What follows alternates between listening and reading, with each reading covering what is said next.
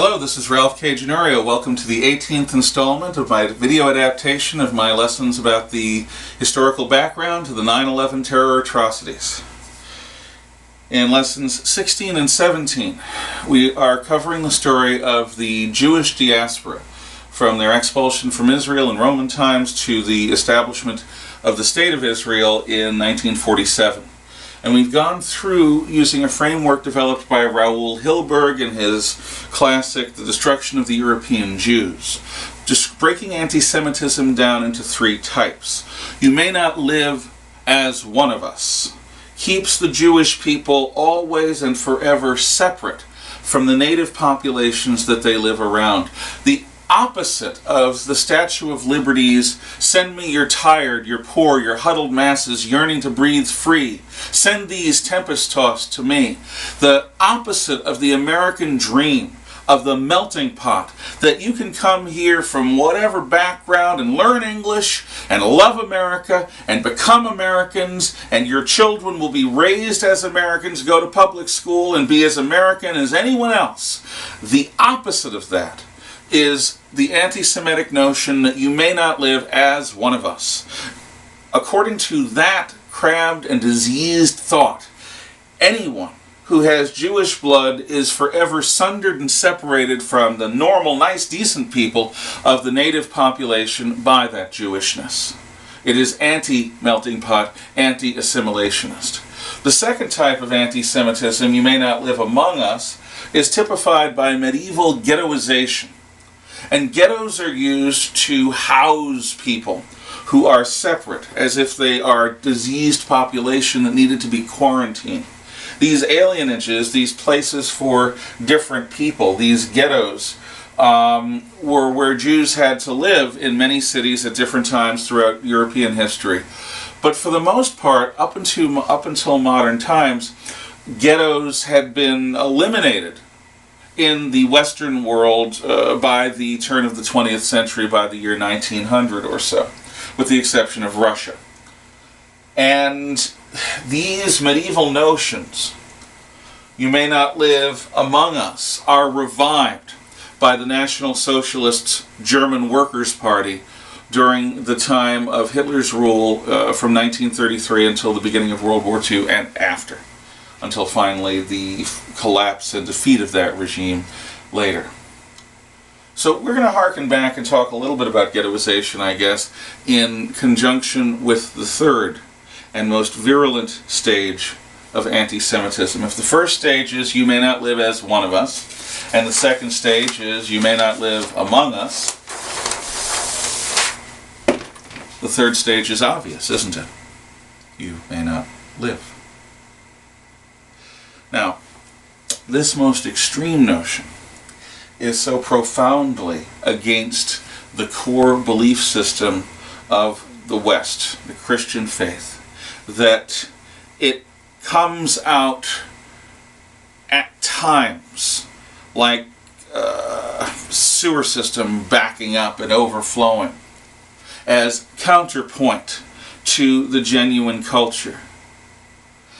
It erupts at times and in places, but except for the regime of the National Socialist German Workers' Party in Germany and other modern totalitarian police states like it, the third phase happens, erupts like a volcano, and it's horrific, and then it ends. And then it erupts somewhere else. You may not live. Now, the traditional form of the third version of anti-Semitism was the pogrom. And the pogrom existed in Western Russia and the Ukraine, a region known as the Jewish Pale. Let me explain some background. In the Middle Ages, in the diaspora, from before the fall of the Roman Empire, Jews had settled at various places in the West and in what we would now call the Near and Middle East, and beyond. So there were Jewish communities all over the former Greco-Roman world, all over Christendom, and all over what became the Islamic conquests. And these Jewish communities, they had different experiences in different places. During the Middle Ages, for the most part, the Muslims treated Jews as second or third class citizens, but they allowed them to exist, so long as they were never a threat. Now, this was true in Spain, and what the population, what the countries that welcomed Jews benefited from by having those Jews there is they benefited from the extraordinary insistence in the subculture on productivity and on not accepting anything like mediocrity in your professional life or in pursuing your opportunities. So if Jews tended, because their culture demands it of them, to be more hardworking and productive than the average native around them, then a kingdom can benefit by having a greater tax revenue, more highly productive and skilled population, and so forth. But when Spain is conquered during the Reconquista by the Christian kingdoms of the north, when in 1492 the last of the Muslims are driven out of Spain, the their most Catholic majesties, Ferdinand and Isabella, celebrate by casting out the Jews of Spain. The Jews of Spain would either convert to Christianity and be subject to constant scrutiny by the Spanish Inquisition, or they would have to leave, and they could only take a limited amount of property with them. Well, many Jews chose to stay, and they were victimized and brutalized by the Spanish Inquisition, and many Jews chose to leave. And where many of these Jews ended up was Central and Eastern Europe. At different times, there were rulers in Central and Eastern Europe that wanted to take their rather backward frontier areas and compete with the more advanced societies in Southern and Western Europe by bringing these Jews who came from there into the vast open spaces of Central and Eastern Europe. So Jews were brought in. But those rulers and those circumstances that invited Jewish people in were at least as temporary as their opposite extreme, those times of anti-Jewish murder on a massive scale. In other words, they came and they went. 100 years ago, in 1913, the vast majority of the Jewish population on planet Earth existed between Berlin in Germany, Moscow in Russia, and the Black Sea coast, particularly in a region of West Russia, what would now be considered the Ukraine, Belarus, parts of Russia and parts of Poland, that the Russian Tsar's government described as the Jewish Pale. And Jews were allowed to settle here in large numbers, and if they were in cities, they were in ghettos, and if they were in the countryside, they were in rural ghettos called shtetl. But the Jews were not allowed to sleep easy. They worked, they lived, but they existed in constant fear of pogrom. The Tsar's most elite troop, the Tsar is the emperor of all the Russias, named for Caesar. The Tsar's elite troops were a bunch of half-Asiatic, half-European Cossacks. And these Cossacks are as good as Apaches in terms of horse warfare. They are incredible soldiers and incredible horsemen, were and are. But the Cossacks, even though they were crack elite shock troops for the Tsar, and were very loyal to him for the most part, the Cossacks had a character flaw as a people, and that was that they needed to blow off steam. And when you are living the lifestyle of a traditional horse barbarian, like the Mongols and the Huns before them, when the Cossacks wanted to blow off steam, and when the Tsar wanted to give them a reward, he let them often, in the 1718 and early 1900s, let off some steam in a pogrom. And what a pogrom was an officially sanctioned anti-Jewish riot. Now, in the United States, we assume that a riot is a criminal act and will sooner or later be suppressed by the lawful authorities. But in a pogrom, it's the lawful authorities that are leading the charge. Who in their right mind, that isn't an elite soldier themselves, would raise a hand or a fist or even a threatening gesture to the most man-for-man, tough and effective military unit in the Russias, the Cossacks? When the Cossacks came through, first rape, then murder, burn and steal, kill anyone who looks at you funny.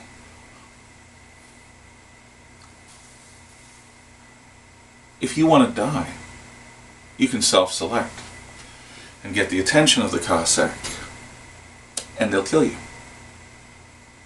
Pogroms, officially sanctioned anti-Jewish riots, could last for weeks or even months, moving across the Jewish Pale like plagues of locusts, leaving misery and death in their wake. Now, a pogrom was something that the Jews of the Pale had to live with. They had no choice. It was like being hit by a natural disaster, but there was nothing natural about it. You may not live. You're a Jew. You are subhuman. But the pogrom is blood rage, alcohol fueled, hot violence. Anyone who has adrenaline in them may not sympathize with it, but can understand the berserk bloodlust of the Cossacks. They don't have to have sympathy for it. I don't have sympathy for it, but you can understand it. Pogroms were hot, chaotic violence. When the National Socialist German Workers' Party took power in Germany, after Hitler had established Dachau and the basis of the concentration camp system where you would move undesirable people, after Hitler had consolidated power by eliminating his brown shirts with his black shirts, after he had gained the support of the army by doing so that every German soldier and officer swore by God to be loyal to Adolf Hitler by name, after he had established the Nuremberg anti-Semitic laws that separated Jews from any kind of legal or civic rights or identity, Hitler tried a pogrom. It was the next logical step. You may not live as one of us had been achieved in Nazi Germany. You may not live among us had been achieved or was being achieved in Nazi Germany. Let's try the third thing. So, near Thanksgiving in the year 1938, gatherings took place throughout Germany. In every city, neighborhood, in every town or village that had a Jewish population nearby. And the speakers began riling up the mob. And the mob included your local Hitler Youth, the remaining neutered brown shirts, any black shirts that were there, paramilitary Nazi forces, some police forces, political officers, some teachers who by this point usually wore swastikas on their suits when they went to work. And the crowd was worked up into a froth by the time it was full dark. And then, like the proverbial mob with pitchforks and torches, they descended upon the Jewish homes and businesses. Taking rocks and bricks, they cast them through the windows, shattering all the glass. This pogrom is called Kristallnacht, the night of broken glass. And no Jewish business and no Jewish home was spared from it. As the Jewish businesses had their windows broken, they were looted, maybe burned. As the Jewish homes had their windows broken, men and boys, get down here! Usually, the crowds composed the next door neighbors or the down the street neighbors, people who knew these Jews by name. One of the horrors of evil in totalitarian police states, where they're engaged in whatever version of Orwellian two-minute hate they do, is it turns the grasshoppers and crickets into locusts. It turns your neighbors and friends and colleagues, people that you have personally known, people who at one time related to you as a human being, into a raving mob out for your blood. The human face is disfigured by hate. And so the crowds didn't all just say Jewish men and boys, they called them down to the street by name. And if the men and boys didn't come out, the crowd came in, and they destroyed the home. And in some cases, they violated the women. And in all cases, they beat the hell out of the men. And if anyone even so much as looked at the mob funny or raised a hand in defense, they were bruised, brutalized, maimed, crippled, or taken away and never seen again. Or taken away and brought back after being re-educated, broken. The next morning, palls of smoke rose over every Jewish synagogue or temple in Germany, without exception. And palls of smoke and piles of glass and debris and clotted blood in every Jewish neighborhood, in every city, town, or village in the Reich. And the German people did something rare. They did something that they did not often do. Quietly, within channels, so as not to disturb anyone, not letters to the editor, not speeches and protests, quietly, they let the local party officials, Nazi party officials, know that this was a culture shame. It was a shame on our culture. It was a disgrace. This is where our children play, the Germans quietly said to their government. These are our homes and our neighborhoods, and our children were forced to watch brutal mob violence. There are 2 or 3 occasions where the German people actually had the backbone to stand up to Adolf Hitler. This is one of them. He never, ever did a pogrom in Germany again. Nothing like this. If there are national characteristics to different cultures and civilizations, and there are broadly, the Germans tend to be precise, orderly, neat, compartmentalized, composed, and a pogrom is everything that the Germans despised. So it was never done again, not on that scale. Another case, by the way, when the Germans stood up to Hitler was when he began mandatorily sterilizing anyone who had developmental disabilities or retardation, or any other, or a variety of other targeted groups. Being involuntarily sterilized is a horror, obviously.